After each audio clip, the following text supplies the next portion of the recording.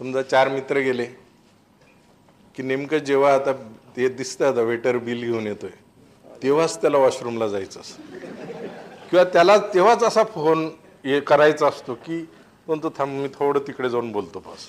किंवा ते बऱ्याच जणांचं वॉलेटच फसून जातं ते काउंटरवर गेले पैसे हा ते निघतच नाही तर मी देतो ना अरे मग काढ ना बाहेर देतो ना. किती एक्झाम्पल म्हणजे मॉलमध्ये गेल्यावर खेळण्याचं दुकान आलं लहान मुलांचं तर ते इकडच्या बाजूला राईट साईडला दुकान तर त्याला हे लेफ्ट हँडला धरतं ते बघ बब्बू इकडचं दुसरं. Look at your life. मी काही सांगण्यापेक्षा ये करना गलत नहीं है, जहां से कर रहे हो उसका ऑब्जेक्शन है मुझे. म्हणजे बघा ना सिंपल एक्झाम्पल आहे सिंपल एक्झाम्पल. चहात माशी पडली की काय करतो आपण फेकून देतो आणि गावरानी तुपाच्या भांड्यात माशी पडली तर